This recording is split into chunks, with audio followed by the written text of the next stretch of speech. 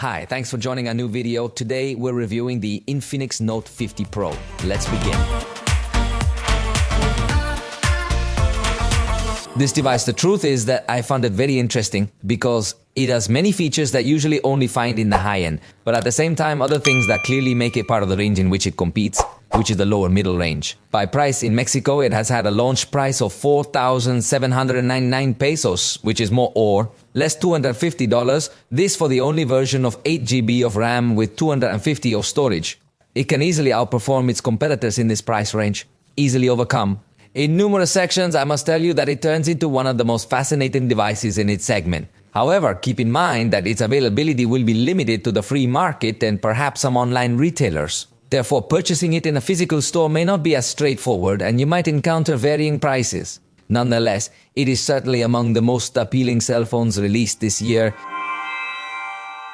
Let's start by describing this cell phone physically. The front features small bezels, giving it an appealing look for its price range. However, it lacks specific protection like Gorilla Glass. On the sides, we will discover aluminum frames. In this regard, it really draws significant attention because it provides excellent resistance against any lateral fall. In this particular case, the material used is aerospace-grade aluminum, and the body includes steel parts, giving the device excellent rigidity. On the right, there are volume and on-off buttons. At the top, you'll find microphones, infrared, and a secondary audio output signed by JBL. The left side has no ports or buttons, but from this angle, you can see its thickness, 7.32 millimeters, making it a very thin device. At the very bottom, we find the tray where it's possible to place 2 SIM cards. After that, there is the microphone and the USB-C port along with the main audio output. The back cover features a really nice design and it comes in 4 different color options. I have the titanium gray edition, but it's also available in a purple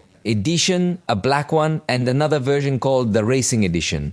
The color availability may also vary depending on different markets, but this edition actually looks very nice, very premium, quite reminiscent of the Galaxy S25 Ultra looks, ultra for its color. Even though I personally don't like the camera module much, it stands out. You can easily recognize it among other devices as not all have those cut corners. It's a double height module with the first relief displaying text that reads 50 megapixels. Ultra-wide optical stabilization. This back cover is plastic, but the cameras have some metal protection as the manufacturer claims. Curiously, not all electronic. The other 2 sensors located inside this island are cameras. Specifically, there is a sensor referred to as bioactive. Additionally, it is encircled by a small dynamic light, which functions as a notification LED. The device can additionally be utilized as a timer for capturing photos, acting as a countdown. Furthermore, when receiving calls, it can illuminate as a notification.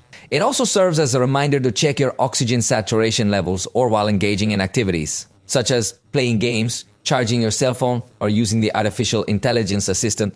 The decorative light is intriguing, and the bioactive sensor I mentioned will be useful for measuring oxygen saturation or heart rate. Moreover, the device has an IP64 rating offering excellent dust resistance, though it can only withstand splashes and cannot be submerged. The display measures 678 inches and offers impressive amplitude with excellent detail. Its resolution stands at 1080 by 2400.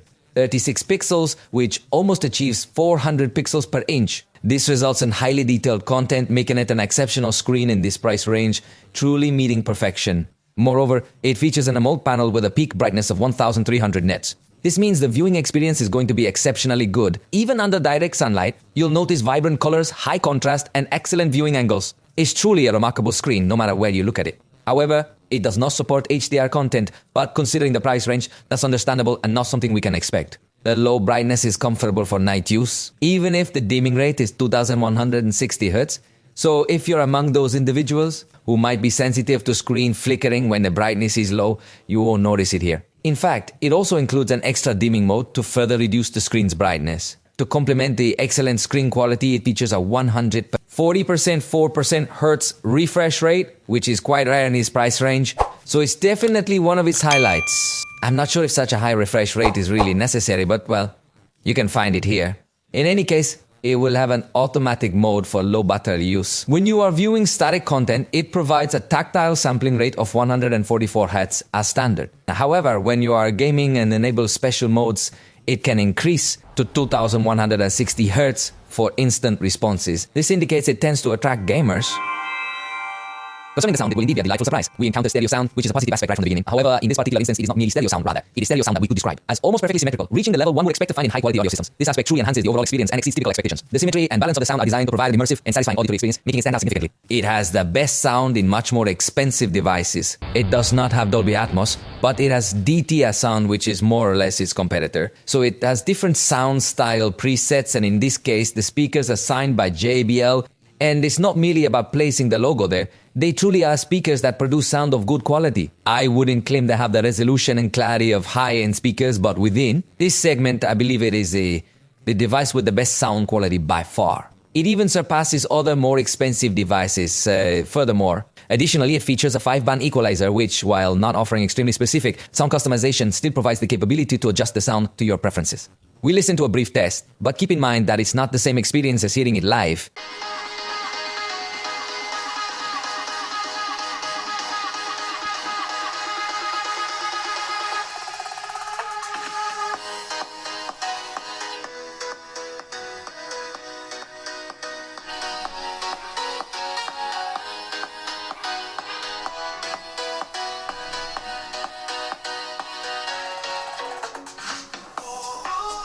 In this particular case, we will not be able to find a headphone jack. This absence can be quite significant for some individuals, especially those who wish to enjoy their music with high-resolution audio quality. However, the good news is that this device comes with LHDC in its version 3, as well as LDAC. This means you can connect wireless headphones that utilize these codecs, allowing you to enjoy clear and high-quality audio. When it comes to the microphones, there are 2 units available. One is located on the top, while the other is positioned at the bottom. And no big surprises, it's expected.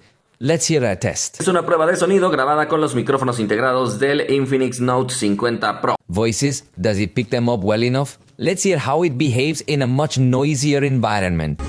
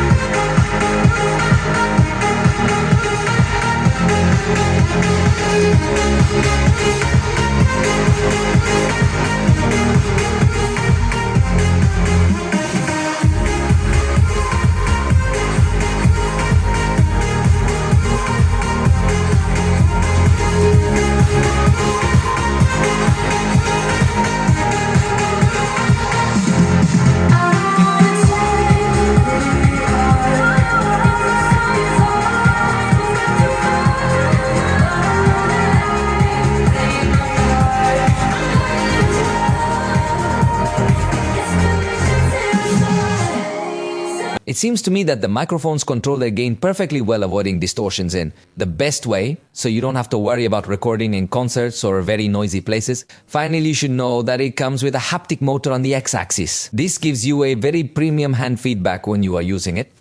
It is quite uncommon within its range, so for instance, when you are browsing through the list of recent apps, or especially when you are typing on the keyboard, you will experience very good feedback. However, the system should take much greater advantage of this engine to provide you with better sensations when using it on sliders and buttons. Unfortunately, we do not see that yet. Hopefully in future updates it will be utilized more extensively. As a piece of hardware though, it is indeed very good. The front camera has a resolution of 32 megapixels and an aperture of f2.2. It features fixed focus and is positioned in a central upper cutout on the screen. To access the camera quickly, we have a shortcut by pressing the volume, a down button twice, but this only functions when the device is unlocked. Therefore, if you're engaged in another activity and want to access the camera swiftly, you must open it using the home button. Notice that here on the front camera, we are going to find enough agility when taking pictures, especially considering the price range. There is a button.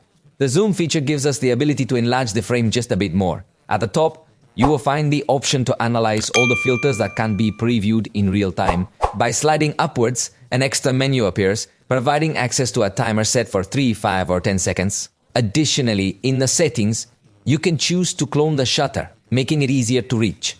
In slightly uncomfortable environments for holding a phone, we can use auto capture. Methods like voice commands in English or tapping the screen to take a picture. Curiously, here it doesn't integrate. Using palm capture could be improved, it's okay but has weak points. You can use volume buttons too. For beauty options, enter portrait mode. In this instance, you have the ability to control the blur effect independently. Lastly, the beauty and makeup effects come into play. This is because it offers various makeup presets, each with its own intensity selector. Additionally, it features a panoramic selfie mode, allowing you to apply a variety of effects to your face. These effects can blur certain elements, highlight your lips, and offer even more options for customization. In addition, here you will find all the beauty parameters. With the help of an intelligent assistant, or if you prefer manually, you have the ability to adjust settings to blur the skin, soften it, or even change the tone of your makeup. You can make the face appear thinner, enlarge the eyes, refine the chin and nose, reshape the cheeks, and do many other things. This is particularly useful if you want to achieve a very smooth, baby-like skin appearance. Moreover, it includes a panoramic selfie mode, a feature not present in all cell phones to this day. Notice that it will work in this manner, and the truth is that it is perfectly fine to achieve such wide pictures using the front camera. Interestingly, it also offers a feature known as Portrait AI GC. This feature will prompt you to take 4 pictures and choose the style of photo you prefer, whether it is a wedding, lifestyle, graduation, or childhood picture. After analyzing your face, it will provide you with the result. For example, here it put me like I was the groom at the wedding with my suit and the whole thing. Let's select childhood for you to see. Here we are. It asks us for several pictures with countdown, so you have to put maybe different expressions for a better result. And there he is after taking the pictures. Notice he's doing an analysis. Here it is giving us the suggestions of the results. No way, this is absolutely a laugh. Well, in my opinion, for an ideal result, I should have taken off my glasses and also removed a lot of the dark circles under my eyes. Well, this one didn't turn out bad at all, honestly. Obviously, the results are going to be quite varied, but here you have more or less an idea. Watch for a bit of fun, I think it's not bad at all. This front camera has also surprised me with these results, especially considering the price range in which it will compete. It offers a good level of detail, good color rendition, and even good range. And the lens is 22mm, so if you stretch your arm far enough, you can get a wide frame. Although, as expected, it has fixed focus, so you can't get close to objects or too close to the camera because it won't focus. But in the price range, it is expected, and although in backlit scenarios, the preview doesn't look as good as expected, when optimized, the result is excellent, balancing highlights and shadows effectively. There are still a few areas that are somewhat overexposed, but the truth is, given the price range, we can't be too demanding. The result is actually quite impressive. It's important to note that at night, the outcome is also quite appealing. If you find yourself in front of a strong light source, you'll maintain an excellent level of detail. It manages noise effectively, and even the brightest backlit areas are exposed very well. By default, it typically turns on the screen to further illuminate the face. Personally, I don't find the result appealing, but you can of course choose to turn off that light. Even when you are in backlit night conditions, the result remains quite attractive, effectively controlling noise while keeping a good level of detail. Here's how it would appear with the screen on, and portrait photography at night in selfie mode also comes out with good quality. Honestly, the results are quite comparable to those you would typically find on devices that are at least twice the price or even more expensive. For instance, if you take a look at the daytime portrait photography, you'll see that it manages to keep objects in focus, which is something that even many high-end devices fail to do. This is precisely why I emphasize that the performance of this front camera is truly remarkable and quite impressive. On the back, we are going to find 2 cameras with a lens of 14mm, aperture f2.2. Featuring autofocus with an 8-megapixel sensor, and the main camera is considered to be a 23mm width, an f1.8 aperture, autofocus, and optical stabilization using a 50-megapixel isocell sensor from Samsung. While it lacks a telephoto camera, the manufacturer provides sensor cutouts to simulate a 47mm telephoto perspective, maintaining the main camera's features. Here for the rear camera, note that we also have a good agility when taking several pictures. If we slide the shutter to the left, we can access a burst, in this case with a limit of 20 pictures trying to capture. The number 3, we realize that it is a bit slow capture. It takes almost half a second to make the effective photograph after pressing the shutter, so it is not for people who require a lot of action scenes. The burst takes about the same amount of time to start and has very little space between shots, which can be convenient for extracting the moment. Exactly. Although the limit of 20 pictures, you will notice that it doesn't even reach 1 second. Not that practical. And here in the camera, we will find again the filters button that we cannot preview. Simultaneously, if we slide up, we will find access to the timer, also motion capture that could speed up the results a little more, and an artificial intelligence. focus option that will allow you to have a little more forceful focus. Regarding people, if you tap on the screen, you can not only adjust the exposure but also the focus. Additionally, we offer a professional mode, which provides access to a wider range of parameters. For instance, you can adjust the exposure compensation. Additionally, the shutter speed can reach up to 30 seconds and the ISO can go as high as 6400.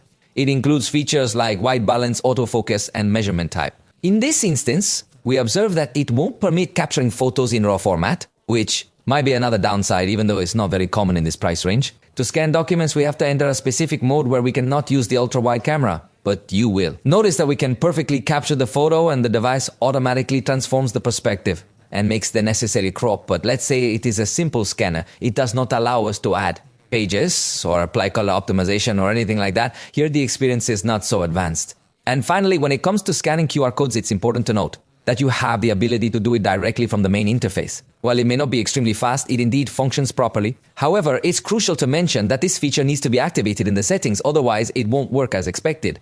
Is not going to work.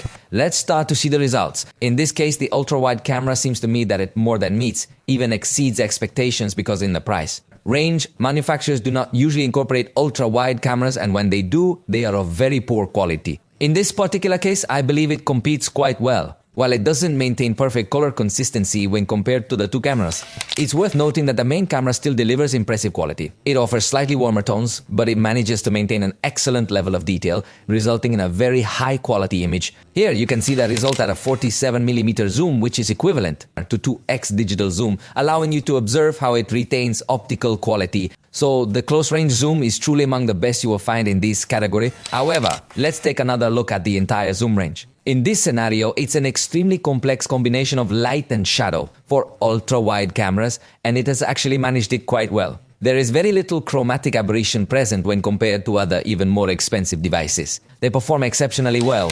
The main camera does a perfect job in these scenarios, and with the 47mm crop, we still see excellent work. Note, this is a 5x zoom photograph where the quality is still very good indeed. And in this case, the maximum zoom is 10x, as in all cell phones in the category. But unlike others, in this case, you do not see an exaggerated and forced zoom.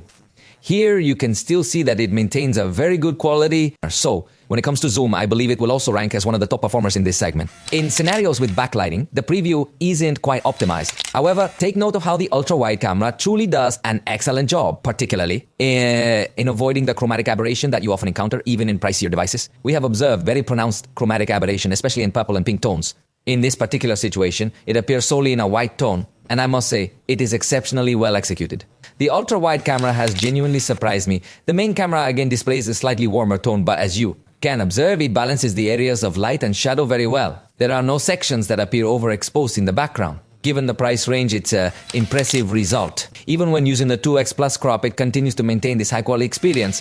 And at night, we observe that the ultra-wide camera again maintains a very good experience, although in this case, the level of detail is drastically reduced as expected, trying to eliminate some of the noise. But for a photograph where you will not notice so many details, the truth is that it behaves well, especially considering that it does expose correctly the most illuminated areas, which is surprising. In this price range, using night mode improves all aspects, offering a cleaner image by reducing noise and enhancing detail and contrast. The main camera's performance is also positive, providing good exposure in bright areas and a nice level of detail. Even in the darkest areas, we see good noise control while maintaining detail. In this case, there is not much difference if you use or not use the night mode and applying. Zoom 2x notes that in this case does not keep as much detail as in the day in.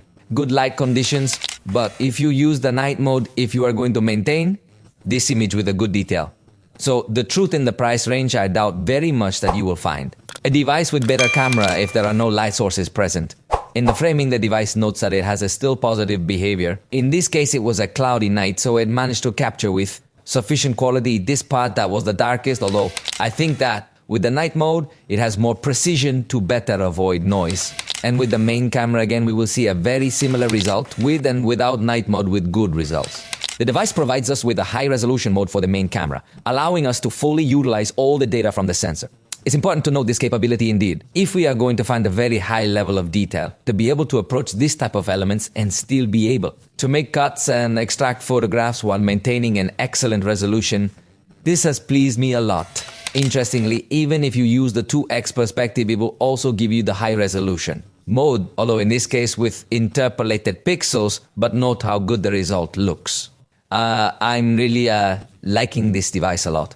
The photographic level for macro photography is when you get as close as possible to capture the fine details of small objects. Keep in mind that it creates a quite aggressive blur effect in the background. By zooming in on the sensor, which enhances the focus on the subject, you can use this tool allows for more detailed or closer macro shots. If the ultra-wide camera already surprises you, consider that it includes autofocus. This means you can also use the ultra-wide camera for macro scenes, enabling you to get closer to small objects. And I really enjoyed it a lot. It then allows you to apply more zoom. Although the ultra-wide camera lacks a high-resolution sensor, the result isn't spectacular. However, for its price range, it's quite impressive. For distant and wide shots, you can see the ultra-wide perspective. Then, there's what the panoramic mode can do. In this case, I find it quite simple, but it's what you would expect in this price range. It's not a panoramic photograph that offers a very high level of detail, and it also doesn't have a great dynamic range. However, for simple and wide shots, it might provide you with sufficient quality. And now, you're observing a series of continuous shots, allowing you to see how it performs. It performs adequately from any angle you use in these types of action scenarios, even when using the 2x zoom crop. It doesn't appear to have any swept areas or anything similar, although it's important to note that these tests are conducted in excellent lighting conditions. This means that for sports photography or capturing a lot of action shots, the results are likely to be quite positive. Additionally, when it comes to portrait photography, it's expected to perform admirably as well. The primary perspective offered is 23mm, but I would advise against using it. Instead, opting for the 47mm perspective will provide you with a much more professional and refined look.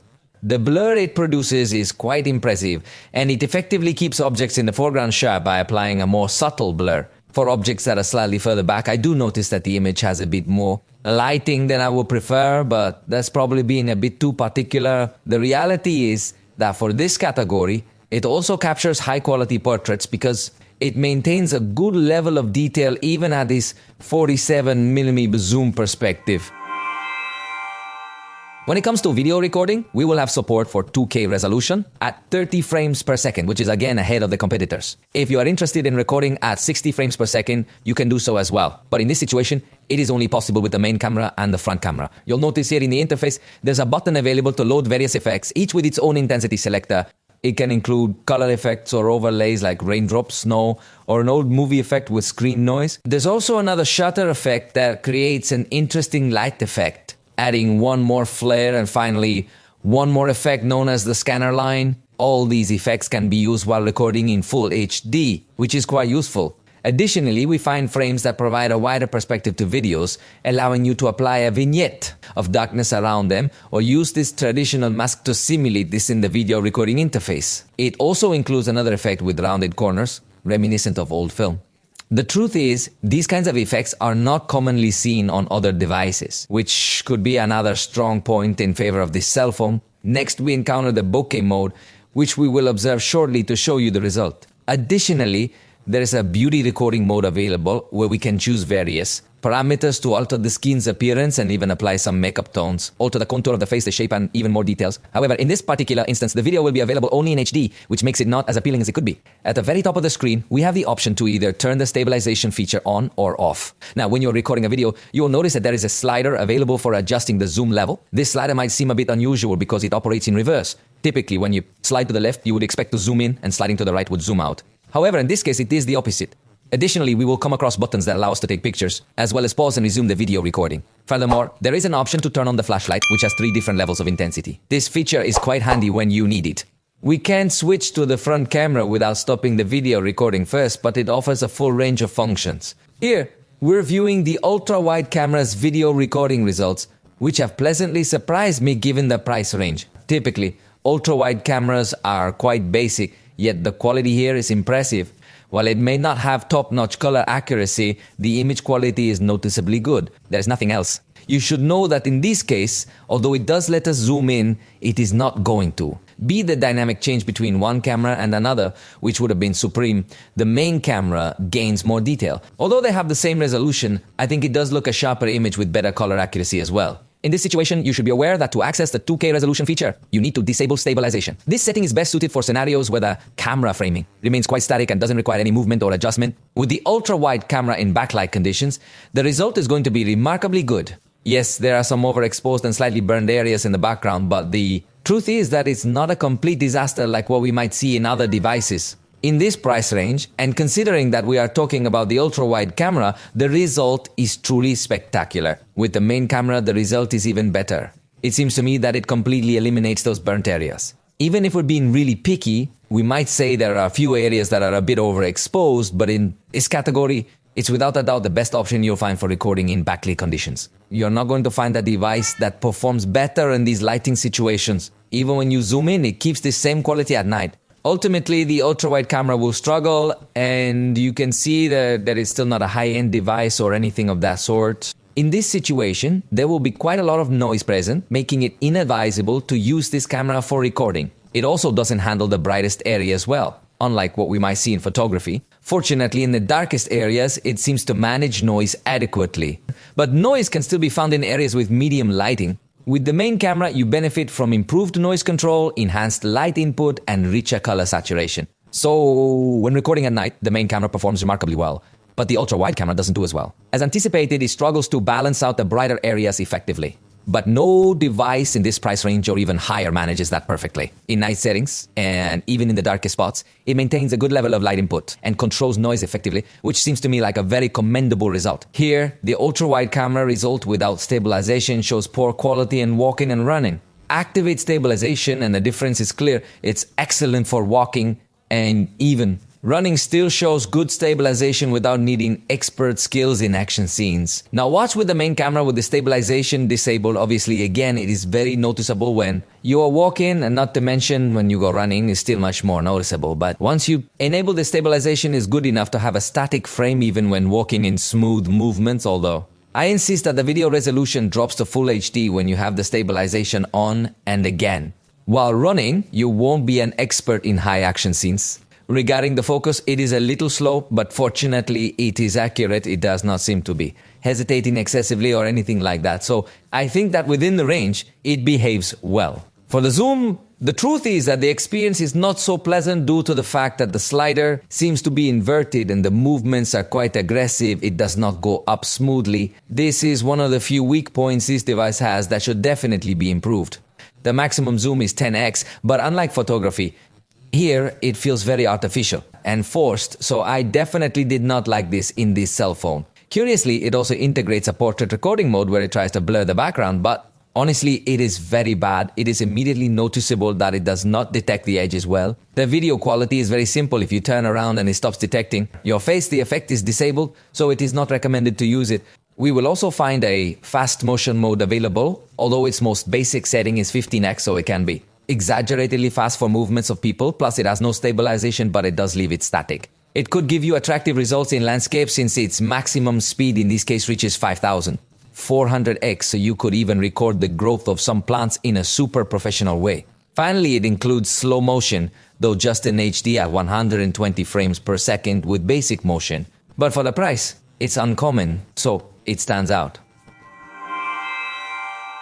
In this moment, we are examining the recording quality using the front camera, and once again, it is quite remarkable. With the K resolution, you achieve a very high level of detail across all devices within this range, although it lacks stabilization while recording at this resolution.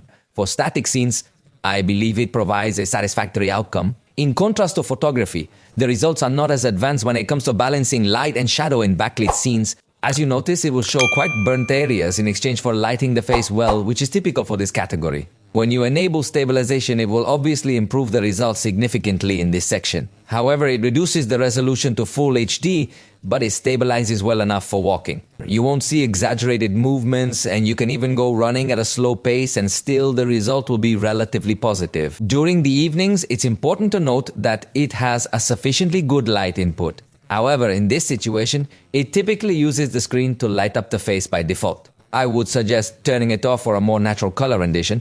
I appreciate that it effectively manages to control noise. Honestly, considering the price range in which it competes, it records with impressive quality. In darker situations, if you could try to take a bit more advantage of the screen's lighting, it might help to better illuminate your face.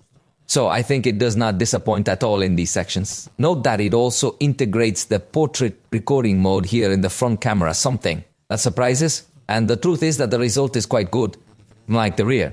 camera where you notice too much of an artificial blur. In this case, it is also noticeable. But if you try to be a little more static, I think the result will be good enough. Here in the front camera, we will not find slow motion, but fast motion. Curiously, it seems to have stabilization unlike the rear camera, but still goes pretty fast. And finally, we will find the ability to record dual video with the front and rear camera. At the same time, something that in the price range again becomes very satisfactory, you have zoom enabled, autofocus is enabled, and you can move the picture in picture mode frame to nearly any position you desire with a slight stop on the right side. Additionally, there is a button available that allows you to switch between the two cameras, making the other one the main focus. The camera that you're interested in, if you stop recording and then start again, you have the option to switch to a split screen mode, allowing you to rotate between both views. This maintains the same level of performance, enabling you to zoom in with autofocus remaining active. At the software level, we will find Android 15 and XOS 15 version 15.0.2. This customization layer, where the manufacturer, by the way, offers us 2 years of software updates and 3 years of security item, which is not the most advanced in the industry, but considering the price range in which it competes and the rest of its features, I think it is not bad at all. It won't go out of date so quickly over time, and the system really offers a lot of options. Let's begin with the customization aspect.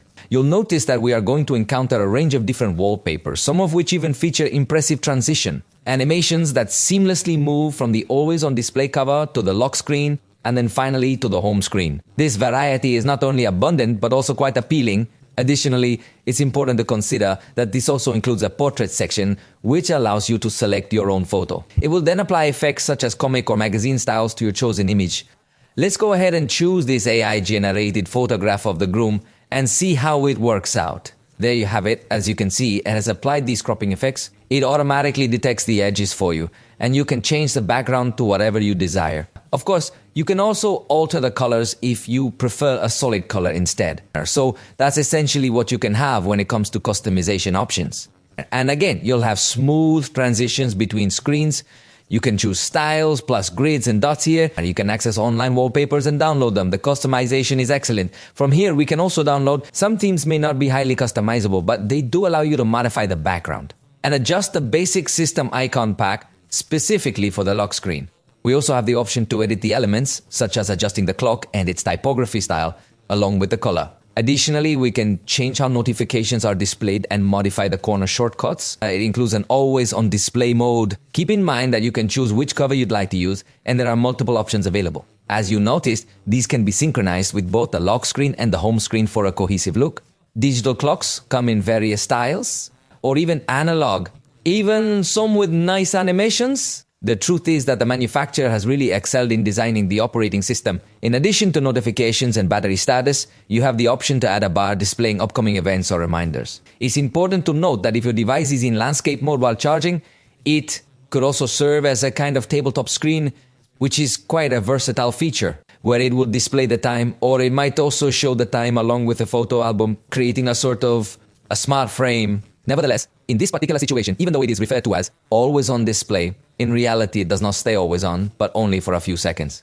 And later with gestures, you can enable a screen to turn on or something like that. But for some reason it is called always on display, the truth is that it should not be called like that. For the home screen, we can also have some level of customization, such as, for example, to tint the icons, though here it won't dye them so accurately. For instance, we'll apply changes and see how they are. Some icons that are going to remain with their original coloring, so it's not as advanced as we would like. There. And you go, watch, there are some icons that haven't changed. I wish they were able to modify absolutely everything. You have the option to hide text labels on the home screen if you want a more streamlined look. Additionally, you can completely customize the color palette of the entire system to your liking. Don't forget about the home screen feature called Zero Screen, which is basically the initial screen. That provides you with various suggestions and some additional content, including a bit of spam. Fortunately, you can easily turn off this feature if you wish for a cleaner experience. Something I liked is that the device is able to detect when you are receiving many continuous notifications, ideal for those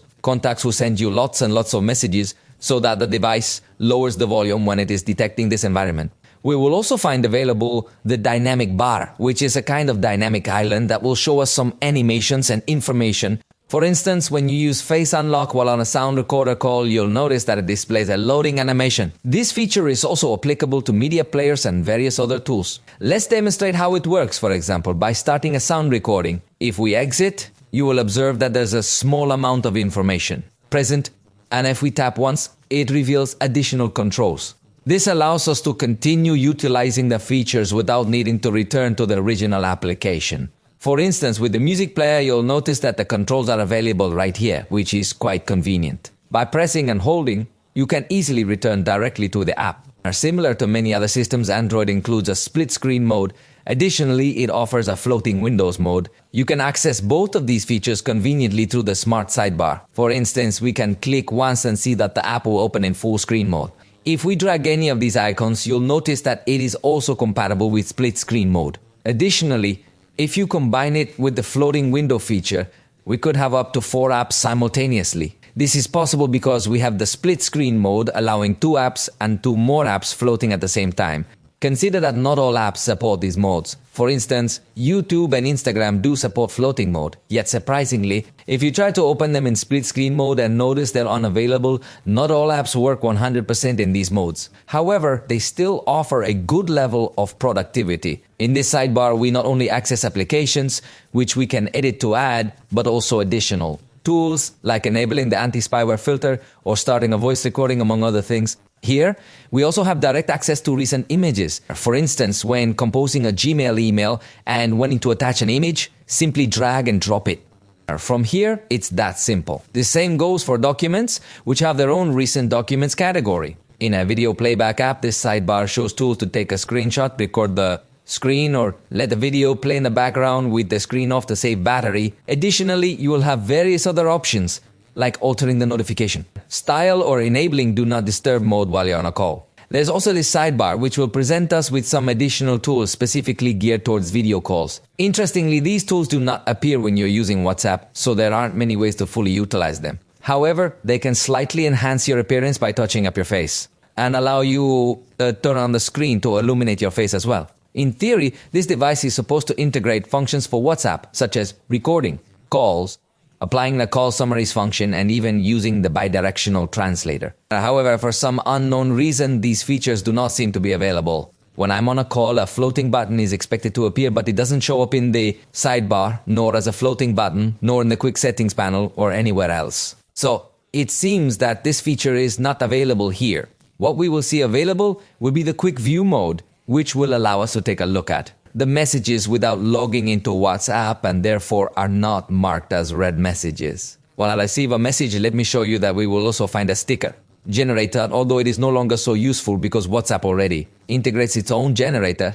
But what is useful is that it allows you to save the statuses that your contacts are publishing, and also includes a WhatsApp cleaning tool that helps you delete your chat history, images, audios, or videos, thereby preventing your phone from filling up too quickly.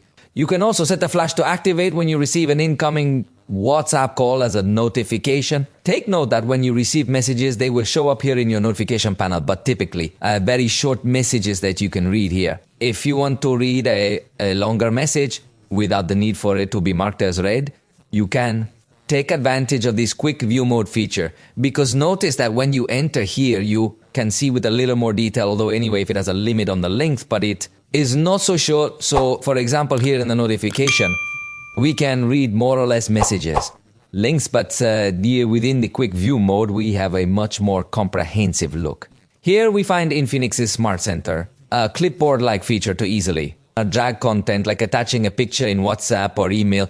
In the Infinix Health app, we can access oxygen and blood monitoring, measure your heart rate directly using the sensor that is positioned on the back of the phone device. Just place your finger on it and observe as it emits a specific level of light to take this measurement. Ideally, you should remain still to prevent any sort of error in the reading and stay quiet, unlike what I'm doing now. However, it's a very useful sensor. It is actually more precise than the sensors found on the wrists of smartwatches. Therefore, it could be quite handy at certain times depending on what you typically measure regarding your health. We will also discover a variety of gestures available for use. For instance, there's the quick launch feature, which lets us draw a letter, see on the screen when it's off, enabling us to access the camera quickly. This is just one example. as there are other shortcuts for different applications that can be accessed by drawing various letters on the screen. Additionally, we have the option to double tap on the screen to turn it back on. This gesture is particularly useful, although it might result in a slight increase in battery consumption. The same applies to controlling music with gestures when the screen is off. You can swipe to change the song, and if you receive a call, you can mute it by turning the phone upside down.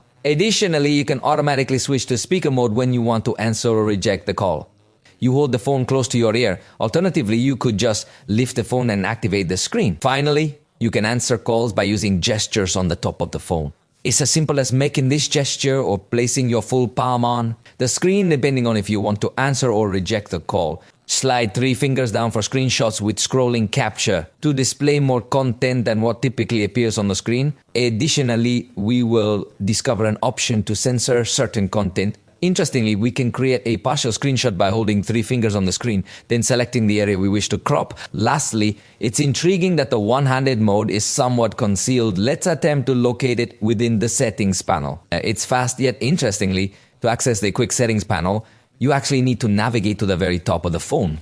Then the activation is definitely really uncomfortable because you have to climb up to reach this area, then go back down to the lowest area, and finally activate this option. Fortunately, it resizes the entire screen, and you can also change the orientation to the left or right. So this is yet another of the few aspects that could be significantly improved in this cell phone, but the software is definitely extremely positive. Note how even in the app drawer there's a division into various categories of applications, making it easier to locate them.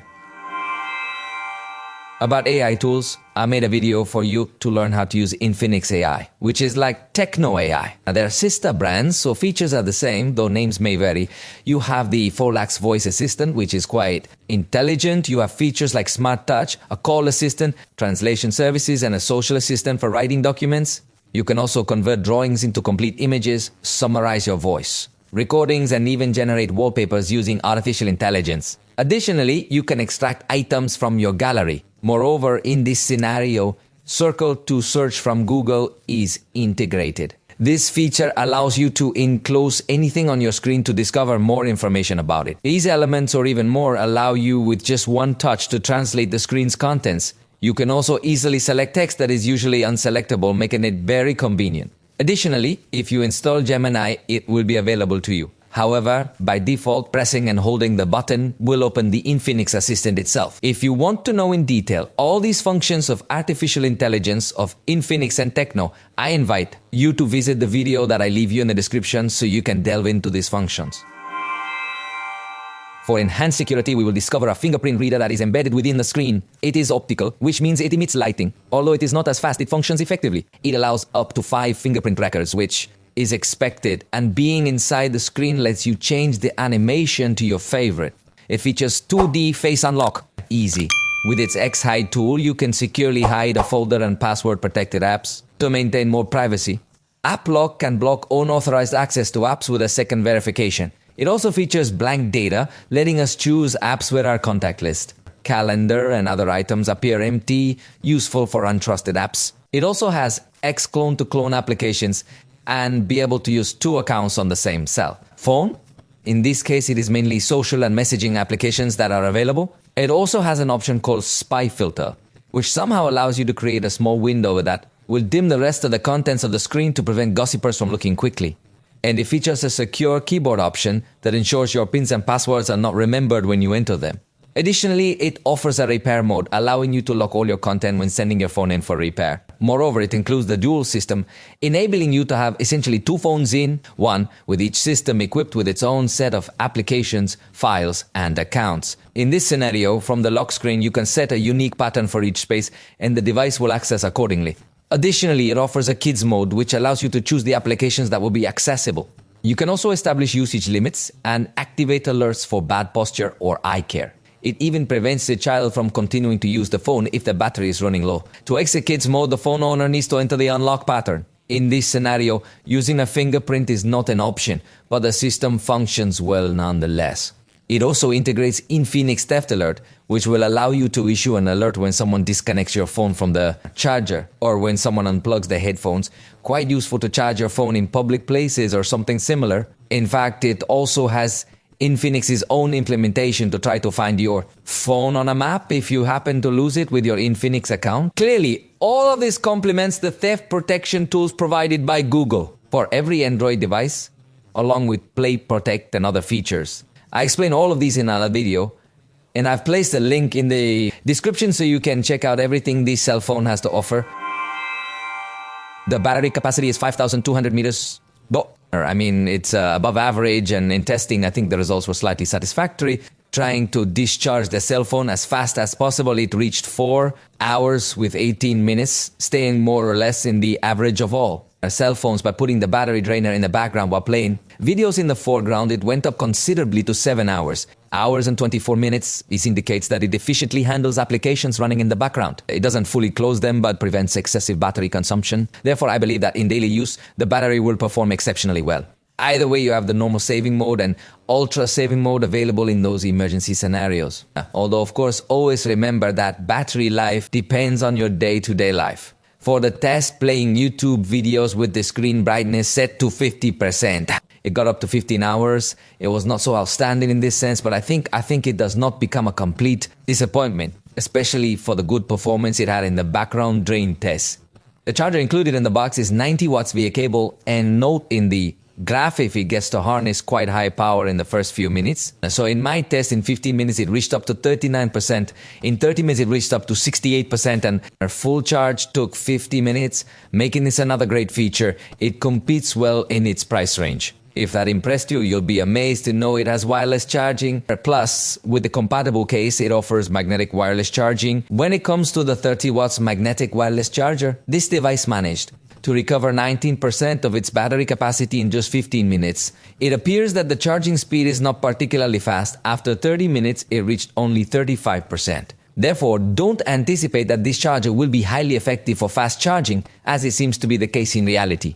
Will operate at significantly lower power. The complete charge took more than 100 minutes to finish, which means it was just under an hour and 45 minutes. So, you'll understand that it's not a mechanism designed for rapidly charging your cell phone. However, it does provide a convenient touch, especially considering the price range and the fact that the charger is included in the box. This feature adds a level of practicality that is quite appealing. And if that wasn't enough, it also has reverse wireless charging. These features are usually from completely premium devices, and to find them in this category is simply brutal. The best you're going to find in terms of complete experience. We are also going to find the intelligence charging system. You can set the charger for slow charging at night or use the charging lock system with a range of 80 to 95%, allowing you to set a limit if you prefer to keep it plugged in continuously. It additionally includes a low temperature charging option, which will result in slower charging. Moreover, it offers a charging restriction mode, often referred to as bypass. This mode ensures that when the charger is connected, the energy is directly delivered to all components, bypassing the battery entirely. This allows you to, for instance, play games while the charger is plugged in, thereby preventing battery heating and deterioration. As you see, it delivers on all these points and often surprises. For connectivity will be where we will find one of its few cuts, because it does not offer 5G connection but only 4G. Fortunately, it does have a data blocking mode so that you can choose from a list which applications you want to be able to use your mobile data and which applications would definitely not be able to do so. Consider that it comes with Wi-Fi 5, so download speeds will not be that high, although many other devices in the price range also have it. But here it's not as advanced as the parameters we saw. It comes with Bluetooth 5.4 and NFC for mobile payments. It also has FM radio, a nice surprise, although it obviously requires headphones connected to work as an antenna. And as I told you, it has no headphone jack, so you require Type-C headphones or an adapter. It also has OTG, so you can connect accessories through the USB-C port, except for an HDMI adapter because it doesn't have MHL. So the screen projection must be... It's wireless only and available just in mirrored format. However, it functions perfectly well, so that's a plus. It also has Android Auto, both wired and wireless. And with respect to the sensors, there is something curious for starters. If you have accelerometer, geomagnetic, field sensor and orientation, plus gyroscope, but the proximity sensor is somewhat strange. It will be enabled only when you have the device vertically, and in this case, if it seems to. There'll be a physical proximity sensor, but in other positions the sensor somehow seems to be disabled. The operation of this device is somewhat unusual, but I'm confident we can grasp it. Additionally, it features infrared on the top, allowing it to function as a universal remote control, which is a fantastic surprise. In the quick control center, you have direct access where you can set up the brand of your TV, projector, camera, lamp, and various other electronic devices. This means you can effectively use this cell phone as a remote control, which is quite impressive. The Infinix ecosystem greatly relies on the region you're located in. For instance, in Mexico, we have access only to their cell phones, which makes the ecosystem quite limited here. However, in other countries, you might find a wider range of their products, including their own tablet, headphones, watch, bracelet, and more. Therefore, I emphasize that it largely depends on the region you're in. As a result, I haven't had the chance to test the interconnectivity that might exist between their various accessories. The truth of the case is that Infinix includes an option to quickly connect to your Windows computer in this case, you have to download and install the executable file on your computer by entering PC connection online, and the configuration is completely manual through a QR code, so you must follow all these steps to finally be able to project the screen of your phone on your computer, even if it is not of this brand. You even have the capability to drag and drop content or send an application directly to the computer. This means it has at least decent interconnectivity with other brands, though it requires a manual setup. Additionally, we have this instant transfer option, allowing you to share files across different devices. In this scenario, it demonstrates to you the series of compatible devices, including some from Tecno and others from Infinix, is noteworthy. Remember that Tecno also offers its own laptops. Although these are not available in Mexico, they can interact with good quality. You also get these fast file transfers with simple gestures, provided that the devices are already linked to your device. They can achieve good interconnectivity among devices with manual setup. The remaining features are reliant on Google technologies, including Quick Share and Google Fast Pair. It's important to note that Infinix provides its own cloud service, but it is limited to backing up basic data like your contacts, Wi-Fi passwords, or notes. Unlike Google Drive, this cloud service won't allow for backing up files or photos. For those, you'll need to rely on Google services. For home devices, Infinix places its bets on its proprietary application known as WeLife. Unfortunately, this app isn't compatible with a wide range of other brands. Therefore, the best course of action would be to install Google Home since it doesn't come pre-installed, or to install alternative applications. Infinix stands out as a manufacturer that provides a variety of its own services. For instance, it offers a health application called My Health.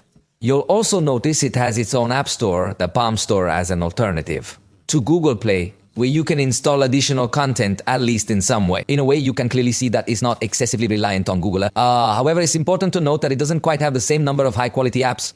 However, it at least seems to present a somewhat smaller alternative. Additionally, by using the Care app, we will have the opportunity to access a variety of Infinix services. These services include options such as repair, error detection through diagnostics, and more. It is our hope that Infinix will soon feel motivated to further expand its range of accessories and continue to develop its ecosystem within Mexico. Let's test the performance of the Infinix Note 50 Pro with the Helio G100 processor. Ultimate with 8GB RAM and 256GB storage. We're opening 16 apps. In this particular case, it took an average of around 3.5 seconds to open each application. I believe it's evident that the processor isn't extremely powerful, yet considering the price range, it performs reasonably well. Now, let's examine how it handles the 8GB of RAM it comes with. This amount of RAM, in my opinion, significantly aids in making the applications open more smoothly and with less difficulty. While the processor isn't extremely powerful, it is still able to provide us with a fairly smooth and fluid experience overall, even though you are witnessing here that it is experiencing some complications and is restarting multiple applications. The reality is that I believe the device, due to its operating system with numerous functions, might consume more RAM than we desire. Therefore, I think it won't be able to keep a large number of applications open simultaneously. Ideally, it should perhaps be limited to a maximum of about 12 apps to prevent white screens and restarts during exchanges. As I anticipated, the device is not extremely powerful or anything like that. So if you really enjoy using filters on cameras and similar applications, it might struggle with the more demanding filters, especially the heavier ones. There are, however, other filters that are less complex, and as a result, they won't take as long to process. So it really depends on the level of complexity of the filters that you prefer to use. For instance, this other filter will run without too much complication, making it easier to manage. Overall, you should consider the types of filters you like to use when evaluating the device's performance. That's precisely why I'm explaining to you that it significantly depends on the complexity of the filters you prefer to use. However, generally speaking, it's not a device that will be known for being extremely powerful or anything along those lines. Therefore, it's important to evaluate what type of user you are. Take note, for instance, of how in this particular scenario, I have 10 applications running simultaneously. And even with that many applications, it manages to maintain a smooth experience. We're not seeing restarts, so manage the number of apps in your recent apps list for a smooth experience without crashes or restarts. screenshots. I think the device, yes, it's at the expected height for this price range, even a bit higher due to the RAM offered, so the experience will be positive. Consider also that it offers us virtual RAM with another 5 GB. In fact, you can extend it up to an additional 8 GB. Personally, I do not recommend using virtual RAM memory, but either. You know, many manufacturers, if they decide to add this option, it's clear that they don't fully utilize it. This is because it's unable to maintain numerous applications open simultaneously. Also, we will come across 256 GB. The storage capacity, which is really excellent. The capacity of the storage itself is impressive. It's quite extensive, and it's important to note that here it provides us with the distribution across various categories of the storage being utilized. However, what I appreciate the most is that it offers recommendations to free up storage space, and it does so effectively. For instance, it displays here the duplicate files, and it provides us with suggestions to compress images. Not only can we delete them, but we can also keep them while reducing their size, making them way less. The same process applies to videos. So I believe it provides great options to avoid running out of space and to keep your files by compressing them and using other cleaning tools. In that regard, it works well. It's not a great unit. Remember, you can't insert a micro SD card, so you'll only have the internal storage available. For the technical, let's run a speed test on this storage unit. On read, it gave 996 megabytes per second, and on write, 851 megabytes per second. Clearly, it's not very fast, but it's expected in this price range. Now, let's go to the real-life tests, though this time the video will be exported in 2K. So this is a more intricate test compared to what we typically include in this price range. Let's observe how long it takes. Please remember that we're utilizing clips recorded with this cell phone, which together amount to a total of 1 minute in duration. And now it's done. It took approximately 41 seconds. Considering that it is a video in 2K is not bad at all, although it is very clear that it is not its strongest point. The power does not become disappointing, but here it does seem to be within its price range, unlike the vast majority of parameters where it surprised us completely. Let me discuss the games by opening the X Arena app, which is where the manufacturer includes its game manager even. When you enter this section, it emits a strong vibration, enhancing the feeling of power. Take note that, for instance, in this area, we will have the various games installed, allowing you to run them. At the top, you'll find a bit of information about your current monitoring. Additionally, here, you'll have the ability to log in, enabling you to view a history of your gameplay experiences. Then we discover a button that allows us to access a voice modulator. With this, you can even download various other voices. They offer a 30-day very important person trial period during which you can experiment with absolutely all the voices available. After this period, it's likely that you will need to pay if you want to continue using voices of different characters. So, the voice you use in chats will be modulated to sound like one of these characters. Quite fascinating because I haven't seen so many options available from other manufacturers before. In this section, we will also discover the full configuration options. Here, you have the ability to turn off the sound effects, and you can also disable the detection of the game state. Additionally, you can monitor the storage usage. In every game, we will have the opportunity to choose our preferences, such as whether we want to prioritize the maximum performance mode or if we prefer to conserve battery life instead. We can also select the GPU settings, something interesting considering that it is not a Snapdragon processor. So if it gives us access to the quality of the texture filter, the anisotropic filter, also displacement of other things, and the truth is that it is a very interesting level of customization considering the price that has this device. You can also configure the response speed. The display will additionally demonstrate ways to enhance the wireless network.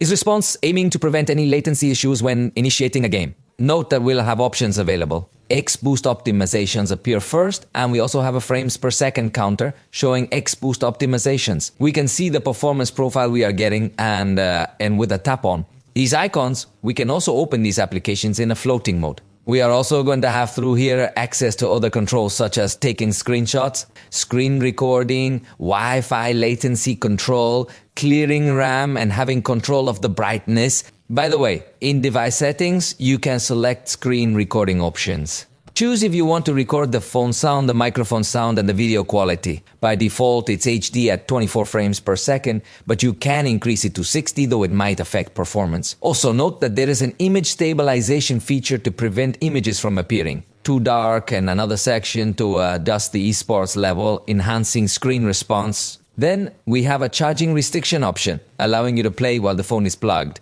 in without the current passing through the battery, reducing heat and aiding the system. Additionally, we will have the option to dim the screen while downloading content, which helps in not consuming too much battery power. Furthermore, we have the ability to completely hide notifications to prevent interruptions. Alternatively, you can choose the list of applications from which you would like to receive notifications. A few notifications. Additionally, there is this barrier mode that provides notifications in a different style. For instance, it applies to apps like WhatsApp and Messenger, among others. If you do not have this option enabled and you're playing, note that messages can get to interrupt you a little, although if you slide down, note that you can perfectly open the application in floating mode, so it is also positive this experience. But if you want to have as little interruption as possible, you can enable this option and observe how the notifications will now appear with a strip that continuously runs through the screen to minimize interruptions, so it's interesting. You can double tap this strip to open the app in floating mode. So in both cases, you have good options. You choose which one you like best. We also have a gesture error prevention option here to prevent you from accidentally popping out or something similar. And you can disable the 3-finger screenshot gestures. You also have the option of the voice modulator and the surround sound, and additionally the tilt controls. So take note of how in this situation, I am able to choose the forward pivot gesture. And in this particular instance, I'll be positioning it on the button to reload the gun. And besides these gestures, we are also going to find buttons that are available for use. So, magic button allows us to map both the volume up button and the volume down button. In this case, I have them on top of the sight and fire button. So, for example, here I activate the sight with this other button I can fire. And if I do this gesture, I can reload the gun in the same way. You can have more gestures like to turn left or right or backwards. So you have a lot of possibilities. When engaging with your games, it can enhance the overall experience and even provide certain competitive advantages. However, I must admit that I'm not particularly skilled at gaming. In Call of Duty, by default, the settings are set to medium graphic quality and a medium frame rate. However, in this scenario, we have the option to increase the frame rate to a higher level. Alternatively, we can also choose to lower the frame rate to a lower level. High frame rates, however, it doesn't really support a lot of effects or anything like that. The truth is, within this range, it's what we could expect regarding graphics compatibility. The performance has been quite good overall. Although when it comes to screen recording, it doesn't appear very smooth. You should be aware of that. But if recording gameplays isn't your goal, the experience will look quite good, averaging around 40 frames per second. And at an outside temperature of 37.5 degrees Celsius, it functioned quite well. Then we played PUBG. Note that it is with graphics in balanced mode and ultra frame rate. Enables us to achieve HD graphics by reducing the frame rate to a high level.